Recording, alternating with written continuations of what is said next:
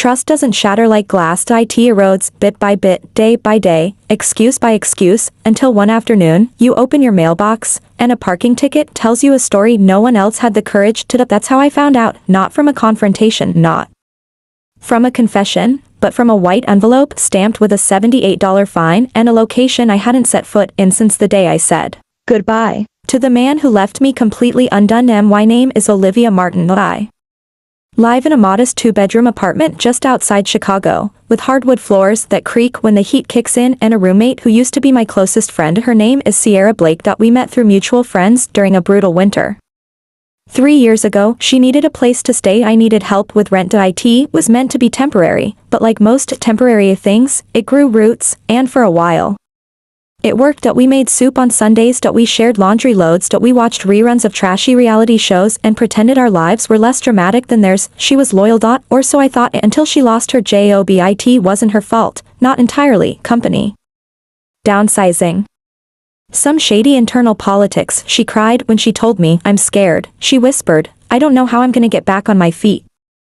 I hugged her, told her we'd figure it out, and I meant it. I picked up extra shifts, let her slide on her half of the utilities, and when she said she had interviews coming up and asked to borrow my car, of course I said yes, just for a couple days, she promised. I've got 2 interviews this week, one in Naperville and another near Evanston. I swear I'll fill the tank. I handed her the keys without a second thought, because that's what friends do, right? They believe the best in people, even when they've been warned not to. 3 days later, I got the ticket. The city envelope looked like junk mail. I almost tossed it, but then I saw the violation notice, clear as day. Date, February 17. Time, 6:42 p.m. LOCATION, South River Drive, Apartment Complex 84B. Violation expired. Meter. I stared at the address. It didn't register at first, but something about 84B stuck in my mind like a splinter. I googled it, and my heart sank, because 84B was Dylan's building. At Dylan MYX, the man who broke my heart in 1,000 microscopic ways, and somehow made it look like my fault every time. We dated for 2 years. He was charming, tall, great with strangers, terrible with intimacy. He disappeared emotionally long before he packed his bags, and when he did leave, he left everything, except decency. Sierra had never met him officially, just in passing. She knew how he'd hurt me. She knew the shape of that pain. We'd sat up late more than once, drunk on boxed wine and heartbreak. She even said once, that man doesn't deserve your tears. She said that, and then drove my car to his apartment, while telling me she was going to a job interview. I called her immediately. No answer. I tried again. Voicemail. I didn't leave one note. Instead, I sat at the kitchen counter, holding the ticket, reading it over and over, as if the paper might confess something the ink hadn't. Maybe it wasn't what it looked like. Maybe there was an explanation, but deep down, I knew. That night, when she came home, I was waiting, keys in hand, heart in throat. When Sierra walked through the door that night, she was humming a lazy melody, off-key, like someone who'd had a fine enough day. She dropped her purse on the floor like she always did, kicked off her shoes, and pulled a granola bar from the cabinet. I was already at the kitchen counter, the envelope in front of me, white heart hammering hard enough to drown out the fridge hum. Hey, she smiled, not noticing the tension. Sorry, didn't mean to miss your call earlier. My phone's been acting up again. I didn't smile back. Instead, I slid the ticket toward her without a word. She looked down, chewing, then froze. Her face did that thing, the subtle drop in the eyes, the slight twitch in her jaw, the way people do when their lie just lost its mask. What is this? You tell me, I said quietly. She picked it up, read the address, and there it was, the moment of recognition. Olivia, did you go to Dylan's apartment? Silence. I asked you a question. It's not what you think. What do I think, Sierra? Because I think my roommate, who I loaned my car to so she could rebuild her life, drove it to the man who made me feel like I didn't matter. She sat down slowly, granola bar still in hand. Okay, yes. I went there. But it wasn't like that. I laughed, sharp, dry, tired. There's only one reason someone drives to their friend's ex's apartment. And it's not to return his copy of The Great Gatsby. She winced. You're right. But it wasn't a thing, okay? He reached out a couple weeks ago. Said he saw my profile on Instagram. Thought I looked familiar. We started messaging. I stared at her. And you didn't think that was worth mentioning? I didn't know it would go anywhere. I swear. So it did go somewhere. Silence, then, a whisper, we talked. That's it. At his apartment? He invited me. I wasn't planning to stay long, but you did. Her face flushed, just for dinner. That's all. Did you tell him you were using my car? That I lent it to you because you couldn't afford a ride to your fake interview? It wasn't fake. I did have an interview that morning. I just made a detour. I stood up, a detour into my past. Olivia, no. Stop. My voice was steady, but my hands were trembling. You knew what he did to me. You know how hard it was to even breathe in that apartment after he left, and you went back there. Smiling. Behind my back. With my keys. She opened her mouth, closed it, then tried again. He said he'd changed. Of course he did. I grabbed the keys from the counter. Give me one reason I shouldn't ask you to move out right now. Sierra looked like she'd been slapped, because I made a mistake. And I'm still your friend. No, I said. You're a girl who needed a car and used mine. Who needed a place to stay and took mine, and then you went to the one man I told you I couldn't even say out loud without my chest tightening. She stood up now. I didn't mean to hurt you. You didn't care if you did. We stood there, feet apart, but miles from where we began, all those nights sharing wine and worries, gone, replaced by the image of her walking up the steps to Dylan's building. In my car, wearing the perfume I helped her pick out last month, finally, she said, he asked about you. I blinked, what? Dylan. He brought you up, said he was surprised I was living with you, said you always had this way of making people feel small and never noticing. It landed like a brick, the kind of thing that pulls old pain out of storage, and you believed him? I didn't say that. You didn't have to. I turned away, because if I looked at her another second, I'd cry, and I didn't want her to get that, too. You have 1 week. She blinked. To do what? To find somewhere else to live. Olivia, please, I'm not angry, I said. I'm done. And I meant it. I was done being the soft landing, the backup plan, the woman people leaned on when they wanted comfort but walked over when they wanted control. She didn't apologize again, she didn't try to beg, she just picked up her granola bar, walked into her room, and shut the door, and I sat down at the kitchen counter.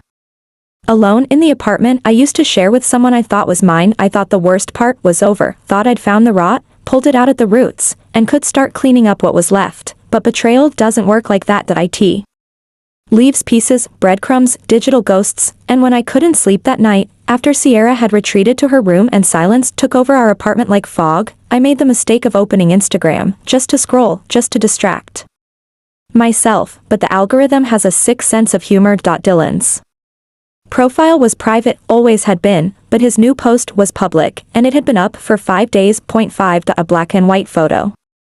Moody lighting. His hand, holding a wine glass across a table. A woman's hand barely in frame, her nails were painted forest green. Sierra's favorite color. The caption read, you never know what's been right in front of you until you look again.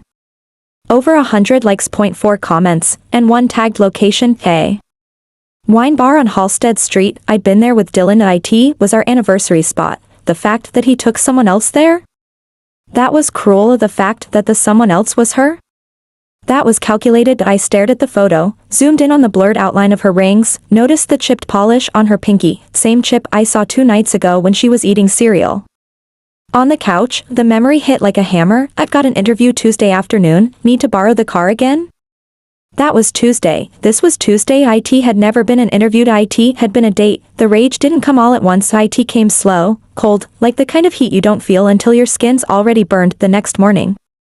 Sierra made coffee like nothing had happened. She didn't bring up our fight, that didn't ask if I'd changed my mind about the week deadline. She just moved through the kitchen like a ghost in my life, like she was still entitled to its air. Do you want some? She asked. Holding up the carafe, I shook my head. That didn't say a word. She poured her own, took a sip, and said, so I've got a friend in Logan Square with a spare room. I'll probably move out by Friday. I nodded, still no words, not because I had none, because if I opened my mouth, it would all come out. I waited until she left before pulling out my laptop, not to work, not to write.to, search.to, scroll.to, dig within minutes. I found her Pinterest board, private, but not private enough. Point 1 titled Apartment Vibes. Pinned 2 months ago, another, weekend getaway ideas. Featuring restaurants and hotels near Michigan Avenue, the same place Dylan used to take me when he wanted to make things right, after a fight. Then, in a shared Spotify playlist, Fall Feelings Wine Glass, created by Sierra B. And the first song, You Belong With Me, Taylor Swift, added 6 weeks ago. 6 weeks, that meant she'd been talking to him, at least, for over a month and a half, before the parking ticket, before the fake interview, before the lie unraveled, and she hadn't just lied, that she'd curated it, designed it, built a little secret world out of things she stole from my life, like furniture from a house she never helped decorate. I closed the laptop, hands shaking, not from rage, from reality, because this wasn't just a betrayal, that it was a replacement. And suddenly, the conversations we'd had, the ones where I told her about Dylan's favorite wine, his favorite shirt, the way he'd laugh sideways when he was trying to deflect, it all clicked. She'd been studying me not to understand.to be me. Later that day, Ben, my brother, called. He was the one person I hadn't told yet. You sound weird, he said immediately. I kicked Sierra out. Wait, what? I explained everything, from the car to the ticket to the photo to the playlist. He was silent for a beat. Then, you always give too much credit to people who don't deserve it. Thanks, I said dryly. I'm serious. You let people in like you owe them rent for being kind. But kindness isn't currency. It's character, and Sierra? She never had it. He offered to come help me move her stuff. I said no, this was mine to finish. I had opened the door to her, now I would close it. Friday came faster than I expected. Sierra didn't ask for help. She moved quietly, packing her life into 3 duffel bags and a borrowed suitcase, taking only what was clearly hers, but some things she left behind. A pair of earrings I'd loaned her, my spare tote bag with the coffee stain, the throw blanket she always swore she'd return next week, and, inexplicably, a single envelope. I found it on the hallway table after she left. N.O. name on the front, N.O. sorry, scribbled across it, just a plain, sealed letter. My name was on the back flap, small, written in pencil. I stood in the kitchen, holding it like it might burn me, because part of me didn't want her words, didn't want a last attempt at rewriting the ending, but I opened it anyway, not because I wanted closure, because I wanted confirmation. Olivia, I know you probably don't want to hear anything from me. And that's fair. I messed up. I broke something I don't think I can fix. I won't pretend I didn't know what I was doing, but I did tell myself a lot of lies so I could feel less guilty. I told myself you'd moved on, that Dylan wasn't your territory anymore, that maybe I was different, better for him, and the worst lie, that it didn't matter, because we were just roommates. Not sisters.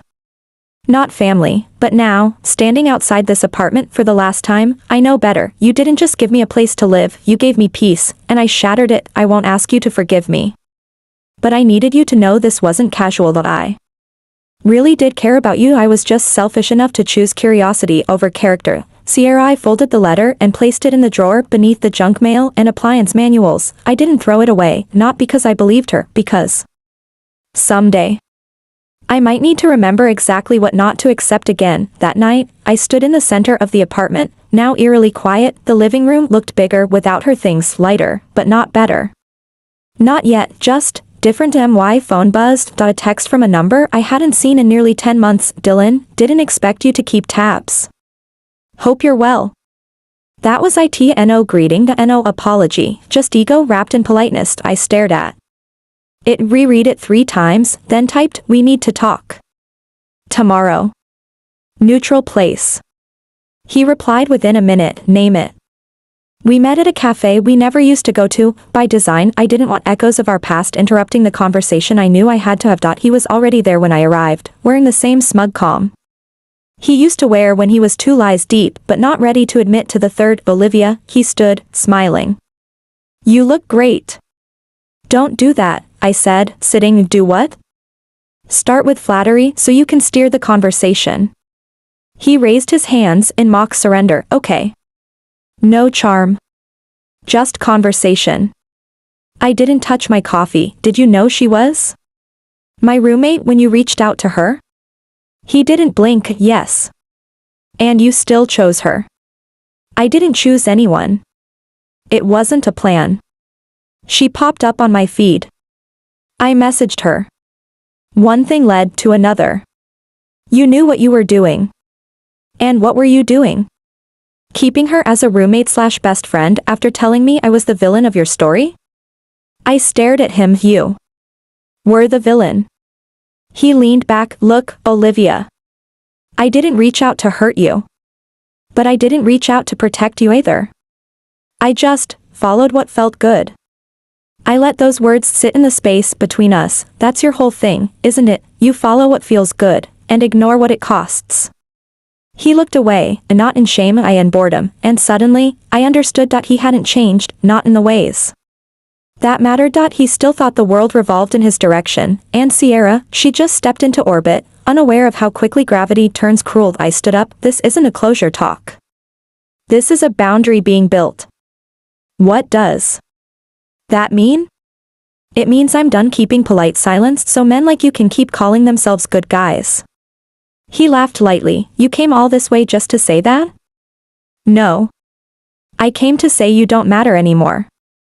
His smile faltered, and I walked out before I could see whether it turned into anger or confusion, because either way, it wasn't my responsibility anymore. Back at home, I made a decision, something new, something clean. I opened my laptop, started a document. When the person who borrows your car also borrows your history, and pretends it's hers.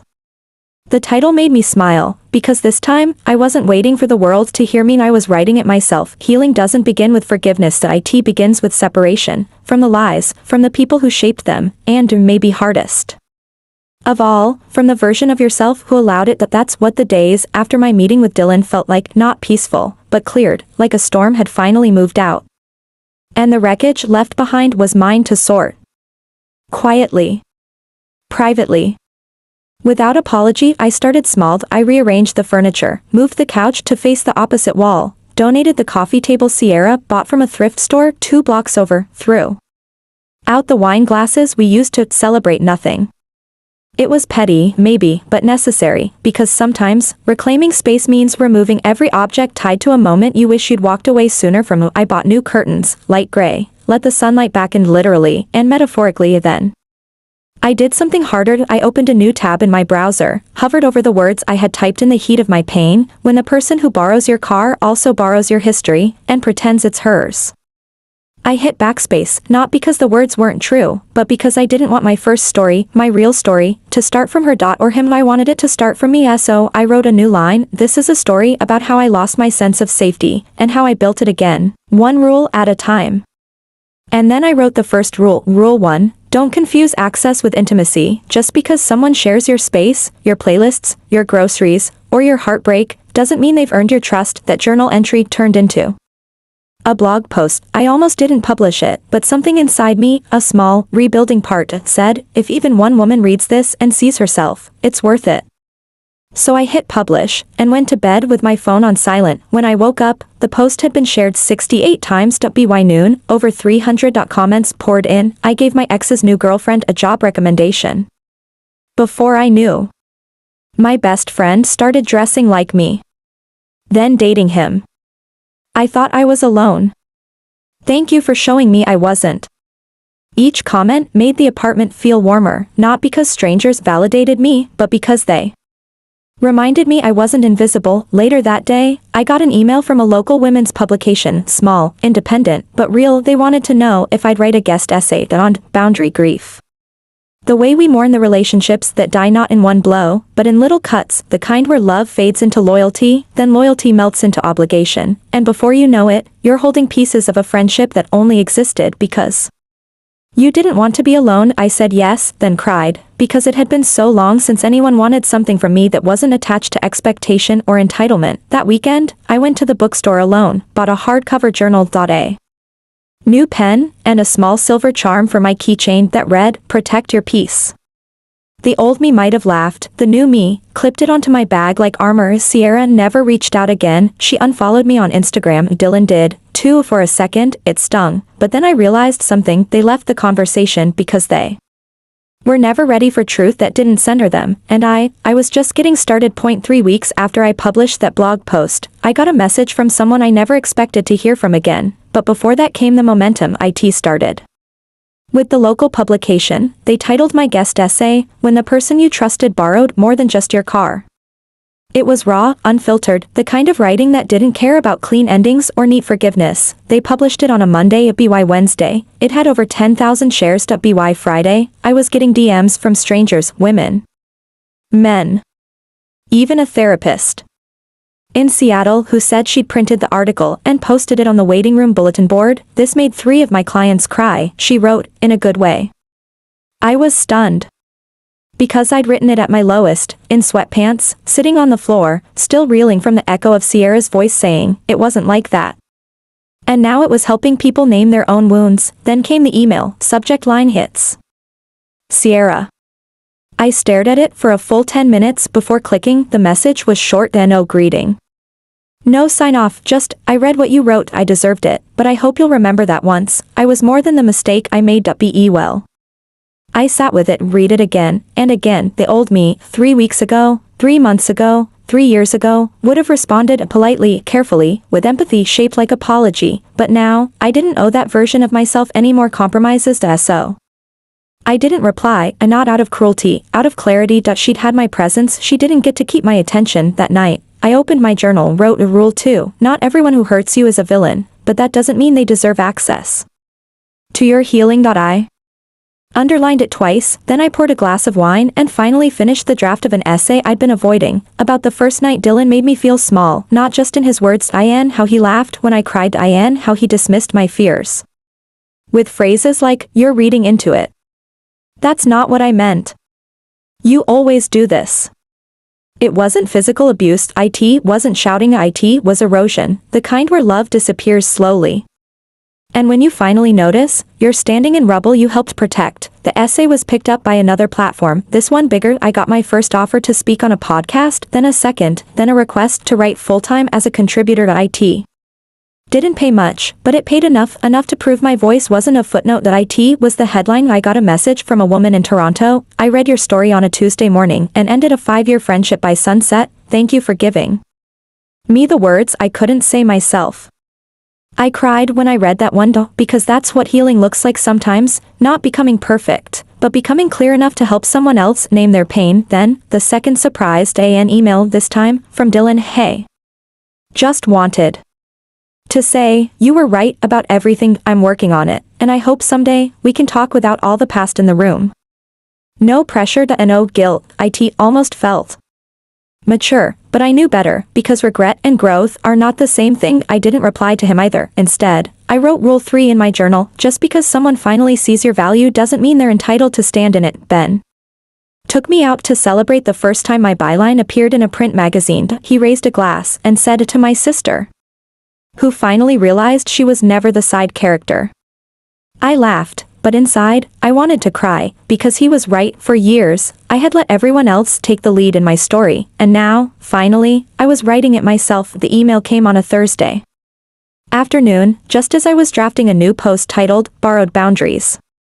It was from Kara, a senior editor at one of the top personal storytelling platforms in the country. Big name. Big readership.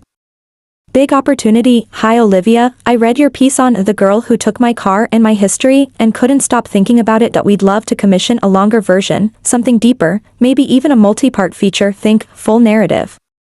Start to finish. We want readers to walk through it with you. All of it. Let me know if you're interested. Warmly, Kara." I reread it 3 times, then stared at the blinking cursor on my current draft, where I'd just written the words, "Sometimes silence is the most sacred kind of power."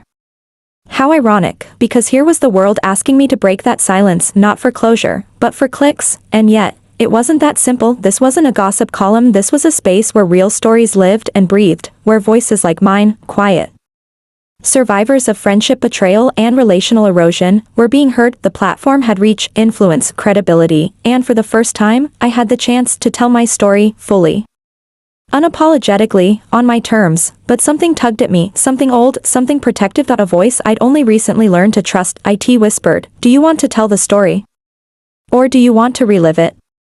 I called Maya that we hadn't talked in 2 weeks, our friendship had become quieter, lighter, ever since she moved to Denver as still, she picked up in one ring, "You sound like someone sitting in front of a life decision." She said before I even spoke, "How do you do that? You type like you're thinking too loud." I laughed, then told her everything, the offer. The audience. The question, do I open the vault? Or do I let it be closed? She paused, what? Would you write, if you knew they'd never see it? That question stayed with me that night. I wrote a test draft no filter no worries about how Dylan or Sierra might react. I wrote about the first time Sierra complimented my haircut.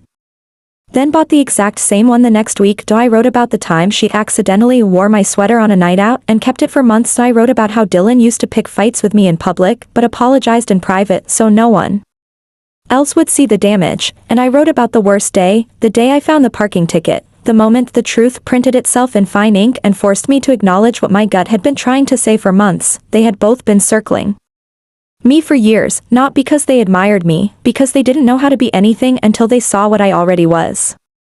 When I finished the draft, it was 3:41 a.m. I read it once, then sat in the silence of my living room, heart racing like I'd run a mile, and not from fear, from power, because it wasn't a revenge piece. It wasn't bitter. It was truthful, and it was mine. I sent it at to theworld.to every woman who's ever felt used and then discarded. The response was immediate, not just from the magazine, from readers, from strangers, from writers who said they'd bookmarked it to come back to whenever they doubted themselves, and then a message from someone I hadn't expected. Again, Sierra. This time, she didn't write to defend herself, she wrote to listen. I read it. I cried, not because you exposed me, because you reminded me who I used to be, before I chose shortcuts over sincerity. I'm not asking you to respond, just wanted to say, you told the truth beautifully, and I deserved every word. I didn't respond, but this time, I didn't have to wrestle with the decision, because some silence isn't punishment, not its peace. Success doesn't always come in the form you expect. Sometimes, it doesn't look like a check. Or a plaque. Or a round of applause. Sometimes, it looks like a blinking cursor, a full inbox, and a voice inside you that says, for the first time, I have something worth saying. And people are listening. That was me. 2 months after the post went live, the feature piece, raw, unfiltered, honest, had taken on a life of its own. I wasn't just a girl with a betrayal story anymore. I was a voice, and people were noticing at first. Came the podcast interviews, then came panels, then an offer to teach a digital storytelling workshop. The topic? Writing from the wound, without bleeding all over the page. I said yes, even though I was terrified, not because I couldn't write, because I'd never seen myself as the person in front. I was always the one behind the scenes, the one cheering others on, the one giving the ride, not taking the lead. But now, that was changing. I stood in front of a Zoom screen that first Saturday morning, 20 strangers logged in, all with cameras off at first, hesitant writers, some new, some seasoned, all holding stories inside them they hadn't figured out how to tell. I started with this: you're not just telling your story for closure, that you're telling it because someone out there is still living the part you just survived. And their cameras started turning on point one by one. I saw nods, I saw tears, and I saw me. I end them. Before the car, before the ticket, before the unraveling. After class, I made tea. I sat at my kitchen table, the one that had once been filled with silence and granola bar crumbs from a woman I no longer knew. I looked around. Everything had changed, not the furniture and not the space. Me. The next day, Kara called, not emailed, called. I've been thinking, she said. Your story, it has legs. Not just one piece. A collection. Essays. What would you say to a book? I didn't answer right away, because part of me, the girl who once lent out her kindness like currency, still questioned whether my voice could fill chapters. But then I thought of Sierra's letter, of Dylan's texts, of every comment from a stranger that started with, I thought I was the only one. And I said yes. I would say yes. I started writing that night. The first chapter was easy. It wasn't about them. It wasn't about revenge. It was about the moment I realized betrayal doesn't break you in a bang. It cracks you in whispers. Borrowed cars, and borrowed clothing, and shared playlists that feel innocent, until you realize you were unknowingly soundtracking someone else's plan to become you. I called the chapter, The Lie Behind the Steering Wheel. And it opened with this: we think theft always looks like a break-in, but sometimes, it looks like a friend borrowing your car, and returning it with nothing missing, except trust. Ben called that weekend. You okay? He asked. Yeah, Actually, I think I am. You're not just writing now, Liv. You're building something. What do you mean? You're not just healing from a story. You're creating a space where other people can finally speak theirs. I paused, because he was right. For the first time, I wasn't just reacting to what happened to me, I was creating from it. A literary agent reached out. She said she'd read all my published pieces, and they had one thing in common: you make people feel seen. I cried after that call, not because I felt validated, because I felt visible.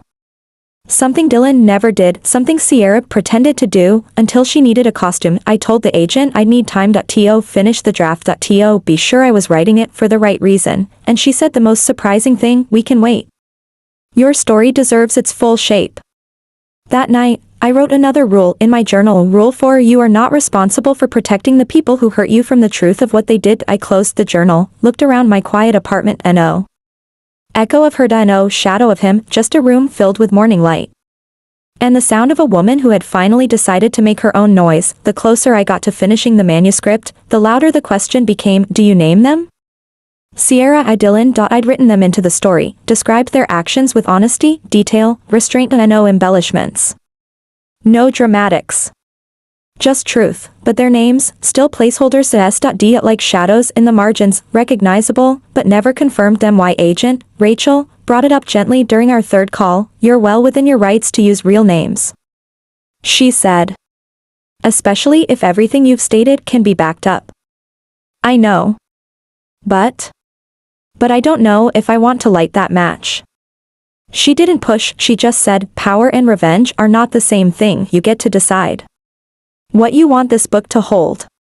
And then she gave me a deadline. 2 weeks. To finalize the manuscript, and to decide, name them, or not. I sat with it for days, walked around the lake near my apartment, talked to Maya, talked to Ben, wrote in my journal until the pen bled dry. Everyone said the same thing, in different ways: this is your story. Tell it how you need to. But what did I need? What felt right? One night, I opened the draft again, scrolled to chapter 6, the apartment, and the envelope. The chapter where Sierra left, where I found her letter, where I finally saw the difference between regret and responsibility. I read it aloud, then imagined her reading it, imagined Dylan reading it, not with anger, with silence, because even the truth, delivered gently, can sound like thunder to someone who's never owned their echo. What was I hoping to gain by using their names? Validation, revenge, control? I didn't need any of those things anymore. What I wanted was clean air. So I made the choice. I wouldn't name them, not because they didn't deserve to be exposed, but because I deserved to be free. Naming them meant keeping them tethered to every sentence, every paragraph. It meant giving them screen time in a film they didn't write, and this wasn't their film. It was mine. The next morning, I emailed Rachel, leave their names out. Let them feel the weight of being recognized, without ever being confirmed. She replied 10 minutes later, perfect. That's strength, not silence. Final edits came quickly after that. I tweaked transitions, cut out one chapter, merged two others. The final word count was just under 65, 65,000 words of truth. Of clarity. Of a woman finding her footing after the floor gave out. The book got a title, Unborrowed, a memoir of being replaced. And then remembering myself, it felt right, like stitching your name back into a story someone else tried to erase you from. One afternoon, while editing acknowledgements, I paused. There was a part of me that wanted to thank them, not lovingly, just factually. To those who betrayed me, thank you for giving me the ending I needed to start again. But I deleted it, not because it wasn't true, because I didn't want the last page to carry their ghost. Instead, I wrote, to every woman who gave too much and then blamed herself for being empty, you were always full, you just needed a mirror instead of a thief. On the day I turned in the final manuscript, I lit a candle, same one I'd had tucked away in the back of a drawer since before Sierra moved out. It smelled like sandalwood and something faintly citrus. I burned it while the document uploaded, watched the little blue bar fill, watched a part of my life close. I didn't cry, I didn't clap, I just sat there, breathing in the scent of a room no longer haunted, and felt the quietest thing a person can feel. The box arrived on a Wednesday morning, plain, unmarked, taped at the edges, and no announcement. No fanfare, just a knock at the door, a quiet thud on the welcome mat, and the future waiting in cardboard. I didn't open it right away. I stood in the hallway holding it against my chest for a long moment, heart pounding like it was trying to beat through the past. Then I took a deep breath. And walked it inside. The IT wasn't heavy, but it carried weight, more than just pages, more than just chapters. IT carried proof that I'd made it through, that I'd told the truth, that I hadn't let silence become my permanent address. When I finally sliced the tape open and pulled back the flaps, I saw ITMY named in embossed letters, centered. Unapologetic Olivia Martin, beneath it, the title Unborrowed, and on the back, a single sentence from the foreword: you can survive without being believed, but healing begins the moment you believe you. I held the book in my hands, ran my fingers over the edges so it felt surreal, solid and soft at once. A weapon, a shield, a mirror. I took it outside. I sat on the porch. The light was just starting to stretch across the rooftops. Early morning, glowing golden and quiet. I opened to the first page, read the dedication again, for the women who lent their hearts, their time, their rides, and finally realized they deserved everything back. Later that day, Ben called. Did it come? Yeah, I said. It's here. And how do you feel? Still, I said. Not empty. Just still. Like the noise finally left the room. He didn't say much after that, just let the moment breathe with me. The book tour wasn't glamorous, no flashing lights, no national stage, but the bookstore in Milwaukee was packed. So was the one in Seattle, and the cafe in Brooklyn where we had to borrow extra stools because more people showed up than expected. Women waited with dog-eared pages and underlined paragraphs. Some cried. One told me, I lent my sister money for school. She used it for her honeymoon and never told me. I've never said it out loud until now. Another whispered, I read your book in one night. I thought I was healing. I didn't realize I'd just been suppressing. Each one of them reminded me that the story wasn't just about Sierra or Dylan or ACAR. It was about ownership, of space, of history, of voice. I never heard from Dylan again. I never expected to, but Sierra emailed me after the second bookstore event. I bought a copy. I didn't expect to be able to finish it, but I did, and I want to say, you wrote it like a woman who survived without burning down the house. That's the part that gutted me. You had every reason to destroy us, but you chose to rebuild. I didn't reply, but this time, I saved her message, not to reopen the wound. To honor the scar. 1 year after the book launched, I hosted a writing retreat. 10 women. 1 weekend. No apologies. We didn't talk about structure. Or punctuation. Or how to sell a story. We talked about the things that almost silenced us, and how to write anyway. On the last night, one of the women stood up and read her piece aloud. A story about a mother who dismissed her daughter's pain as drama. It ended with this line, I wrote this not because I want her to read it. I wrote it because I needed to read it. We all cried, and I realized that was the point. That was always the point. The last journal entry I wrote said this: they took the car, they took the lies, but they didn't take my story. I kept that, and I turned it into something they'll never be able to touch, a life that's mine.